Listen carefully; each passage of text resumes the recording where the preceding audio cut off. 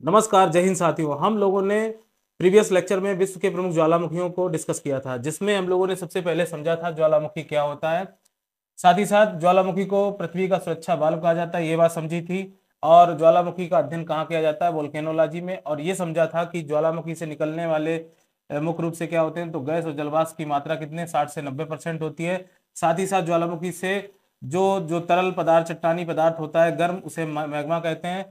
और बाहर निकले हुए भाग को हम क्या कह सकते हैं? तो लावा। ये बात समझी थी। साथ ही साथ हम लोगों ने समझा था कि ज्वालामुखी से निकलने मतलब ज्वालामुखी से रिलेटेड कुछ टर्मिनोलॉजी समझी थी। लेपली क्या होता है, और स्कोरिया क्या होता है, ब्रेसिया क्या होता है, और टप क्या होता है, इन सब टर्मिनोलॉजी को समझा था। और साथ ही साथ हम लोगों ने बात की थी ऑस्ट्रेलिया में जबकि कोई ज्वालामुखी नहीं पाया जाता, ये बात समझी थी। और विश्व का सबसे बड़ा जो ज्वालामुखी हुआ कौन सा होता है? तो मोना लोआ ज्वालामुखी कहाँ पर है? तो अमेरिका में। इस बात को जाना था। साथ ही साथ और ही इंपॉर्टेंट क्वेश्चन हम लोगों ने समझे थे और इसके साथ साथ हम लोगों ने क्या डिस्कस किया था? पायरोक्लास्ट क्या होता है, प्यूमिस क्या होता है, और जुवेनिल वाटर क्या है। और सबसे खास बात क्या थी कि येलोस्टोन पार्क में कौन सा ज्वालामुखी कौन सा ग्लेशियर है? तो ओल्ड फैथफुल ग्लेशियर, ये बात जानी थी हम लोगों ने। और सौर मंडल का सबसे बड़ा ज्वालामुखी कौन सा है, ये कहाँ पर स्थित है? तो ये बात की थी। तो ओलंपस मीन्स ये ज्वालामुखी मंगल ग्रह पर पाया जाता है। इस प्रश्न को हम लोगों ने समझा था। साथ ही और भी मोस्ट इंपॉर्टेंट बातें की थी। उसमें क्या था खास कि हम लोगों ने समझा था सक्रियता के आधार पर ज्वालामुखी के टाइप समझे थे, जिसमें हम लोगों ने जाना था सक्रिय ज्वालामुखी क्या है और प्रसुप्त और सुषुप्त ज्वालामुखी क्या होते हैं, इस बात को जाना था। साथ ही शांत और मृत ज्वालामुखी की टाइप को समझा था। आइए अगले इसमें हम लोगों ने और क्या जाना था कि 63% ज्वालामुखी जो होते हैं वो कहाँ स्थित हैं? तो ये परिप्रशांत पेटी में आते हैं। जिस इस क्षेत्र को क्या कहा जाता है? तो रिंग ऑफ फायर कहा जाता है। साथ ही साथ 21% ज्वालामुखी आपके कहाँ स्थित हैं? तो ये कहाँ पर देखे जाते हैं? तो ये आपके अटलांटिक पेटी में, आपको मध्य अटलांटिक पेटी में देखे जाते हैं। इस बात को भी बहुत अच्छे से डिस्कस किया था। साथ ही साथ सक्रिय ज्वालामुखी विश्व में कहाँ कहाँ स्थित हैं, इसकी बात की थी। तो ओजस डेल सलाडो ये कहाँ पर है? तो अर्जेंटीना चिली की सीमा पर ये सक्रिय ज्वालामुखी है। साथ ही साथ ये जाना था कोटोपेक्सी कहाँ इक्वाडोर में है। और सबसे महत्वपूर्ण प्रश्न हम लोगों ने ये समझा था भूमध्य सागर का प्रकाश स्तंभ किसे कहा जाता है? तो स्ट्राम्बोली को कहा जाता है। ये ज्वालामुखी इटली में स्थित है। तथा साथ ही माउंट एटना इटली में, ये बात जानी थी। और बहुत सारे ज्वालामुखियों को हम लोगों ने बहुत अच्छे से समझा था। आगे अगर बात करते हैं तो सबसे इंपॉर्टेंट था दक्षिणी अमेरिका का एकमात्र सक्रिय ज्वालामुखी कौन है? तो कैमरून है, ये बात जानी थी। साथ ही साथ रेजल कनाडा का ज्वालामुखी है। और मुख्य रूप से अमेरिका में कौन कौन से ज्वालामुखी पाए जाते हैं? शास्ता रेनियर हुड, ये इसकी बात हुई थी। मोना लोआ की बात हुई थी, ये हवाई द्वीप पर स्थित है। हवाई द्वीप की राजधानी क्या है? होनोलुलु। आज के लेक्चर में हम लोग आगे डिस्कस करते हैं, क्योंकि हम लोगों ने बहुत सारे ज्वालामुखी को डिस्कस किया था। आज जो हमारा सेकेंड लेक्चर है इस पे ज्वालामुखी में, तो हमें ये जानना है कि प्रसुप्त और सुषुप्त ज्वालामुखी दुनिया के किन किन किन जगहों पर स्थित हैं। बहुत ही अच्छे से हम लोग को समझेंगे, क्योंकि यहाँ से एग्जाम के लिए बहुत ही मोस्ट इंपॉर्टेंट प्रश्न बनते हैं। तो आइए समझते हैं। सबसे इंपॉर्टेंट बात करते हैं माउंट फ्यूजियामा। ये जो आपका ज्वालामुखी है, आपको पता है ये आपका ये वाला आपका क्या है? तो यहाँ पर फ्यूजियामा, माउंट फ्यूजियामा ये ज्वालामुखी, ये कहाँ स्थित है? तो आपको पता है जापान में फ्यूजियामा। तो ये हमारा कहाँ स्थित है? तो ये हमारा जापान में स्थित है। और ये कैसा दुनिया का ज्वालामुखी है? तो ये आपका प्रसुप्त और सुषुप्त ज्वालामुखी है। प्रसुप्त या सुषुप्त ज्वालामुखी क्या होता है? जिसमें उद्गार हुआ और कह सकते हैं बहुत कालांतर बाद, 100-200 साल बाद कभी उसमें उद्गार की घटना देखी जाती है। तो ऐसे ज्वालामुखी को हम क्या कहते हैं? प्रसुप्त या सुषुप्त ज्वालामुखी कहते हैं। भारत का एकमात्र मतलब प्रसुप्त या सुषुप्त ज्वालामुखी कौन सा है? आपको याद रखना है, नारकुंडम। तो आपका ये इंडिया है, तो इंडिया के पास में यहाँ पर अंडमान निकोबार द्वीप समूह है, जहां पर आपका प्रसुप्त सुषुप्त ज्वालामुखी कौन है? नारकुंडम। ये किस द्वीप पर स्थित है? नारकुंडम। तो ये याद रखना है। तो ये स्थित है आपका अंडमान निकोबार में। कहां पर स्थित है? अंडमान निकोबार में। कौन सा ज्वालामुखी है? तो नारकुंडम। ये भारत का एकमात्र कैसा प्रसुप्त ज्वालामुखी है। यदि बात करें क्राकटोबा, बहुत ही मोस्ट इंपॉर्टेंट प्रश्न है जो एग्जाम में कई बार पूछा गया है। क्राकटोबा ज्वालामुखी कहाँ स्थित है? तो आपको पता है भारत के साइड में ये जो आपको द्वीप दिखाई दे रहे हैं, जावा, सुमात्रा और बोर्नियो द्वीप, यहीं पर क्या है आपका?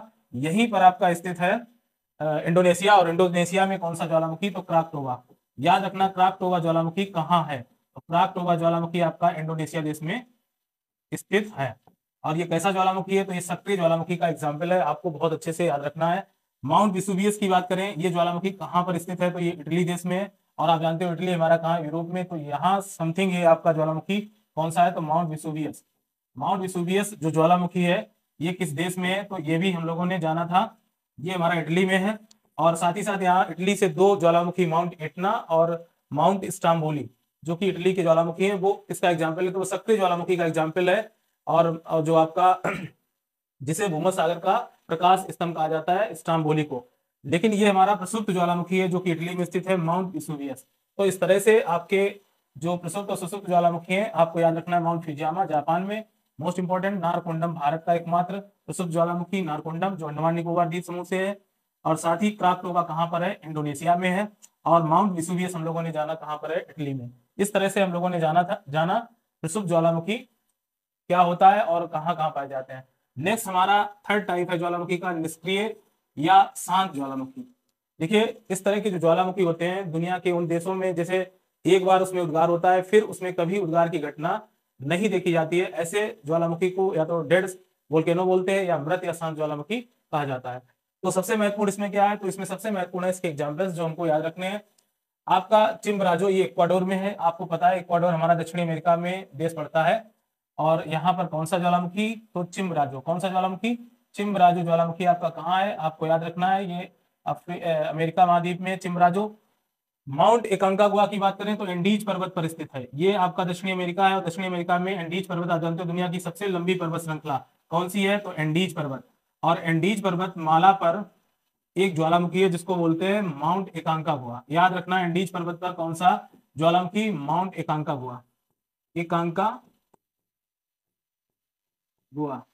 माउंट एकांकागुआ ज्वालामुखी कहाँ स्थित है, तो आपको याद रखना है एंडीज पर्वत पर है। और एंडीज पर्वत हमारा किस देश में है, तो आपको याद है दक्षिणी अमेरिका में है। तो ये हमारा साउथ अमेरिका में ज्वालामुखी पड़ता है, ये याद रखना है। साथ ही साथ माउंट किलिमंजारो की बात करें, ये जो ज्वालामुखी माउंट किलिमंजारो, ये भी आपका दक्षिणी अमेरिका में है, ये भी। और इसकी यदि बात की जाए किसकी, किलिमंजारो की, याद रखना किलिमंजारो, किलिमंजारो। तो किलिमंजारो ये कहाँ पर स्थित है, ये पूछा जाता है, तो चिली अर्जेंटीना की सीमा पर। किसकी सीमा रेखा पर, तो चिली अर्जेंटीना की सीमा रेखा पर एक ज्वालामुखी देखा जाता है, जिसे हम क्या बोलते हैं दोस्तों, जिसे हम लोग बोलते हैं किलिमंजारो। देखो, ये जो लगा हुआ किनारे कौन सा देश है, चिली। विश्व का एकमात्र ऐसा देश है जिसकी सबसे लंबी समुद्री सीमा किस देश की है, तो आपको याद रखना चिली। और आपको याद रखना चिली की राजधानी कौन सी है, तो सेंटियागो। कई बार एग्जाम में प्रश्न पूछा गया, सेंटियागो किसकी राजधानी है, तो याद रखना है चिली की राजधानी है। और साथ ही साथ यहाँ पर कौन सा ज्वालामुखी है, तो माउंट किलिमंजारो ज्वालामुखी है, जो कहाँ स्थित है, चिली और अर्जेंटीना की सीमा रेखा पर। और ये दुनिया का शांत या मृत ज्वालामुखी है, ये याद रखना है। ये बात करें अन्य एग्जाम्पल की, तो म्यांमार में एक ज्वालामुखी देखने को मिलता है, माउंट पोका। कौन सा ज्वालामुखी, माउंट पोका। तो आपको बहुत अच्छे से पता है, यहाँ पे आपका जो देश है वो म्यांमार है यहाँ पे।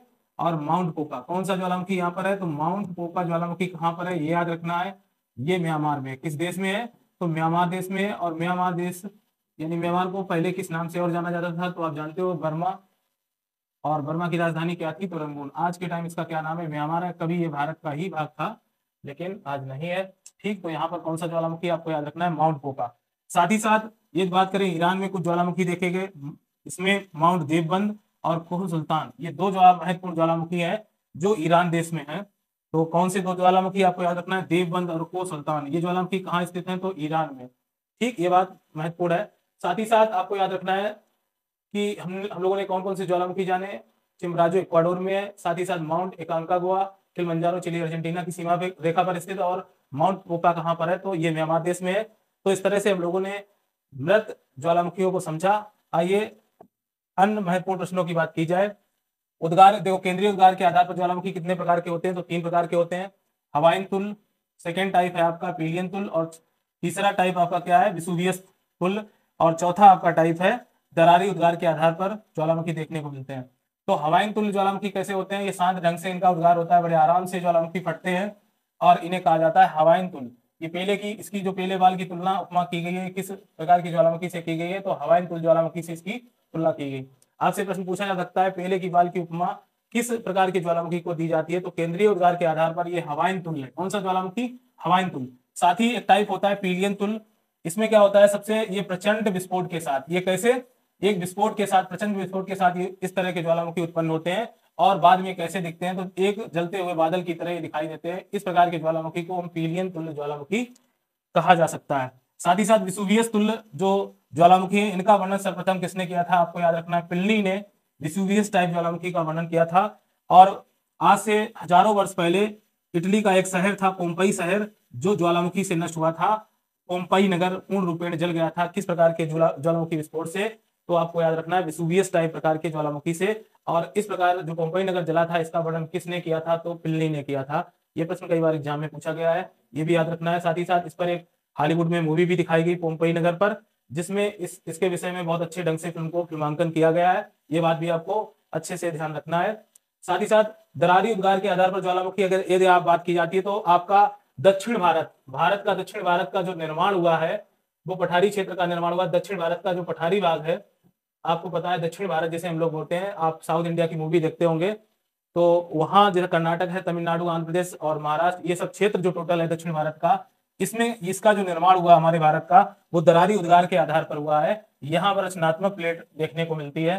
तो ये प्रश्न काफी इंपॉर्टेंट है। तो 4 टाइप हम लोगों ने पढ़े, हवाइन तुल, केंद्रीय उद्गार के आधार पर, पीलियन तुल और विसुवियस तुल और दरारी उद्गार के आधार पर। तो इस तरह से 4 प्रकार होते हैं हमारे केंद्रीय उद्गार के आधार पर। आइए बात करते हैं बहुत ही मोस्ट इंपॉर्टेंट प्रश्न जो एग्जाम के लिए है, आपको अच्छे से समझना है। ज्वालामुखी के विस्फोट से कुछ स्थलाकृतियों का निर्माण होता है।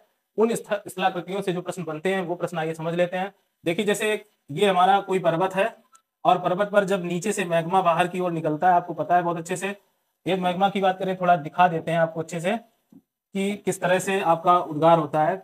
ये मान लीजिए मैग्मा भरा हुआ है पृथ्वी के अंदर, और इसमें जलवाष्प क्रिया करती है, तो ये मैग्मा बाहर की ओर निकलता है और इस पर्वत के ऊपरी सिरों को ये क्या कर देता है, विस्फोट में यहाँ से भाग हट जाता है और चारों तरफ क्या फैल जाता है, तो चारों तरफ लावा फैलता है। ये बात हम लोग अच्छे से जानते हैं। साथ ही साथ यहाँ पर जो ये भाग खत्म होता है, इस भाग में गड्ढा बन जाता है, और इसी गड्ढे को हम क्या कह सकते हैं, क्रेटर कह सकते हैं। तो आपसे एग्जाम में पूछा जाता है क्रेटर किसे कहते हैं, तो ज्वालामुखी उद्गार में जो ऊपरी भाग होता है पर्वत का, वो हट जाता है और एक गड्ढे का निर्माण करता है, उसे हम क्या कह सकते हैं, क्रेटर। और जब ये उद्गार, जब कह सकते हैं, जब यहाँ पर काफी समय बाद इसी गड्ढे में क्या भर जाता है, पानी, तो इस क्रेटर से किसका निर्माण होता है, क्रेटर झील का निर्माण होता है। तो हमारे भारत में एक क्रेटर झील है, जो कि ज्वालामुखी निर्मित झील है। आपको याद रखना है, मोस्ट इंपॉर्टेंट प्रश्न है, भारत की कौन सी क्रेटर निर्मित झील है, आपको याद रखना है, लोनार झील। कौन सी झील? लोनार झील। ये कहाँ पर है, तो आप, ये महाराष्ट्र में। कहाँ पर है? महाराष्ट्र में है। और ये एक प्रकार की कैसी झील है, तो क्रेटर झील है, ये ज्वालामुखी निर्मित झील है। साथ ही साथ भारत के राजस्थान में एक झील का निर्माण हुआ है, जिसको बोलते हैं पुष्कर झील, और पुष्कर झील हमारी कहाँ है, तो राजस्थान में।